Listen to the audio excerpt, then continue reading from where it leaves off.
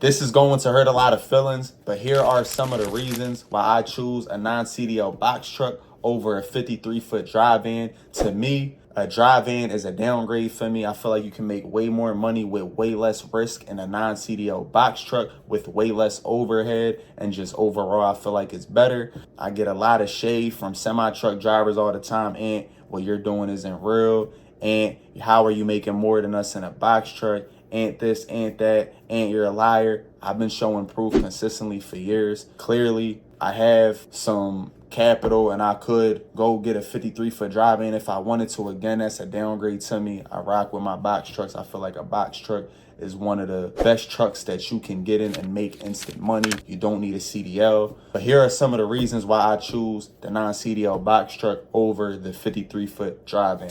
1, we can get 10 to 12 miles per gallon in a box truck. In a semi truck, you're only getting 3 to 5 miles per gallon, which means your cost per mile is already $1 with fuel alone. In a box truck, we're getting a triple to a quadruple because we get 10 to 12 miles per gallon, and gas is usually around $3 to $4 a gallon. If gas prices ever go up double like they did last time, I'll still be fine in a box truck. My cost per mile with fuel will still be under $1 a mile. But a couple years ago, when it was $7, $8, y'all didn't see me complaining on Instagram. I adapted. All y'all seen was a bunch of 53-foot van drivers complaining because their cost per mile with fuel alone was at $2. If they're getting 3 to 5 miles per gallon and fuel was $7, $8, their cost per mile was already at $2, not including tolls, not including insurance, not including drivers, not including documents,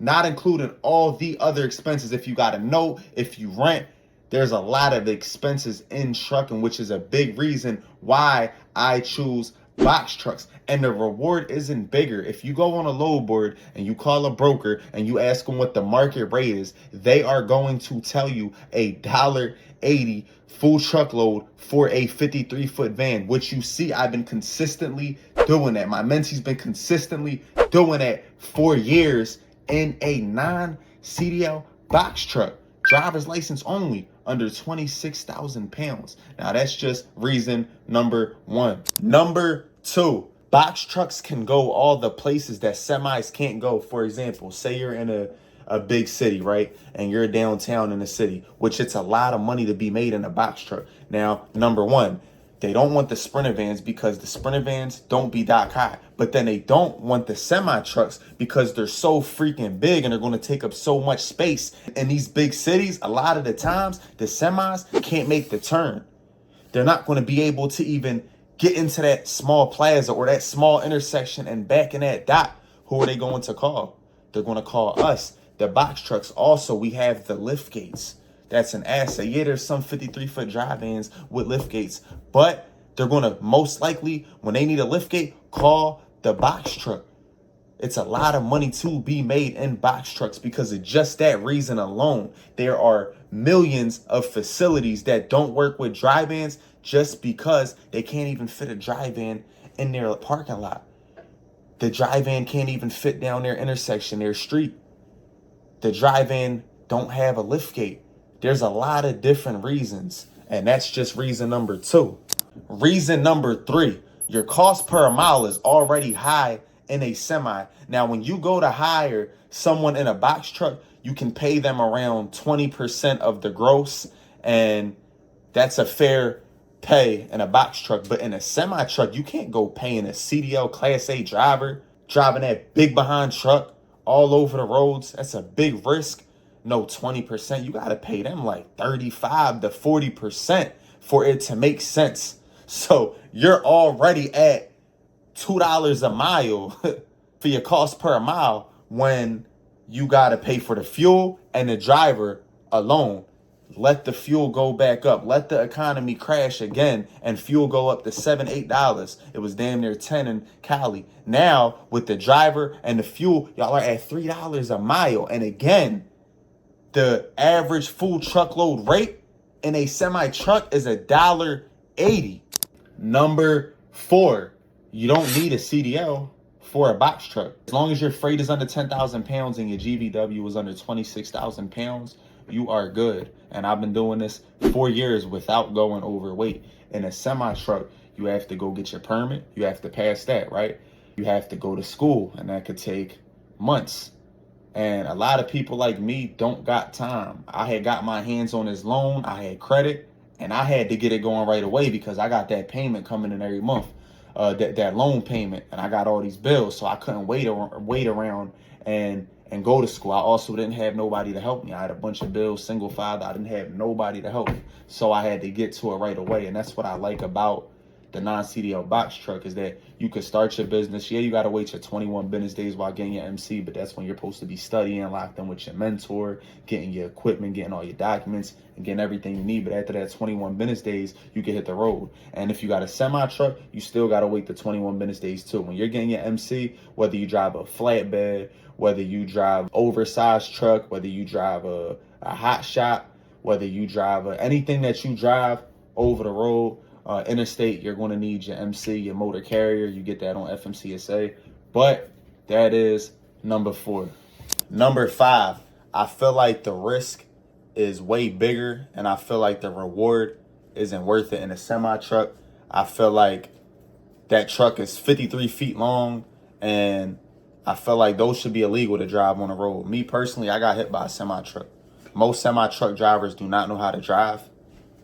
Most of the truck accidents, like 8 out of 10 of them, are semi-truck drivers.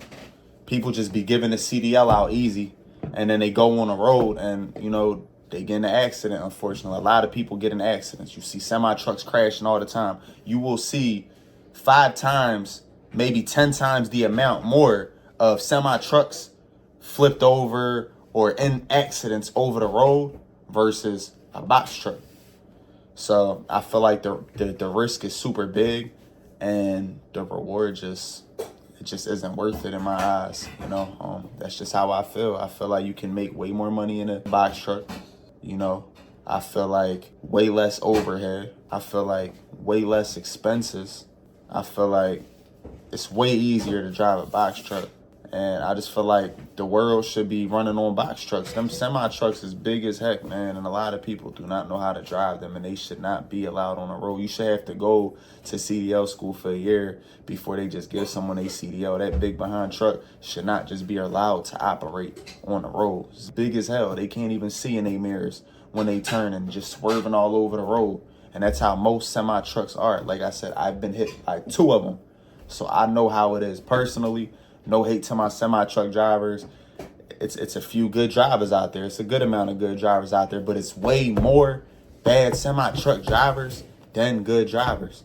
Everybody got their opinion. It's just mine. Again, I've been through it. So, yeah. And to add to that, when I'm in my box truck or when I'm in my car, literally every time, I'm literally dodging a semi-truck. And if I don't get out their way, they gonna hit me. If I didn't swerve out the way, I'm hit. So many times, hundreds of times, I almost got smacked by a semi-truck driver because they are just not paying attention.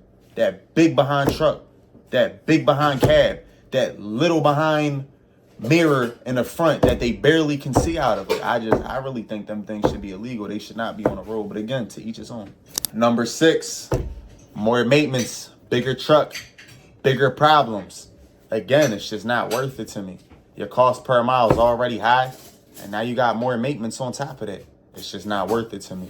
Now, those are some of the reasons why I choose the non-CDL box truck over the semi-truck. I want to add some positivity to this video. I want to say shout out to all the 53-foot drive-in semi-truck drivers out there. At the end of the day, we're all heroes. We're all doing the same thing. We're all transporting freight. We're all keeping the world go around. Everything we have around us, this table that I'm recording on, all this water, this TV, everything that we have around us, this fridge, came off of a truck. So I just want to say, shout out to you.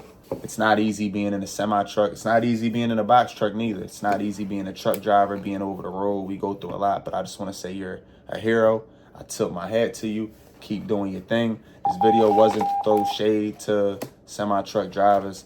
This was just letting you know why I choose box trucks over the semi-truck. I choose box trucks over everything. If I ever was to drive any other truck, me personally, I would haul oversized loads. They make a ton of money. I feel like they're also more protected because, you know, they got the flaggers, the people that's guiding them in front of them and behind them. So it's like, I feel like I would do oversized truckloads if I was to ever get into 53 foots. But other than that, you know, I choose the box truck over everything else. I choose the box truck over the semi truck, the flatbed, hot shot, reefer, and I have all my reasons. I choose the box truck over the reefer. You know, with reefers, there's claims, and you're not going to be partial in no reefer. You get a load that's negative 10 degrees, each load is going to be a different temperature, which means claims. People try to partial and get greedy in a reefer. You can't, you barely can partial in a reefer. And let that reefer go out on you, boom, that's an automatic claim. Flatbeds.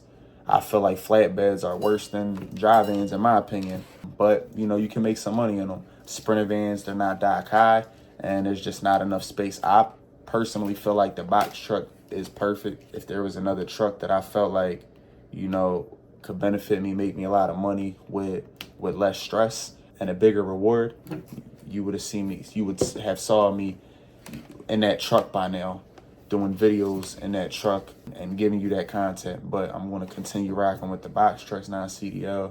I'm going to continue helping people change their lives, showing them how to make money in a box truck, non-CDL, driver's license only. And it's just like that, man. If you believe in yourself, you can achieve anything. And God bless you all.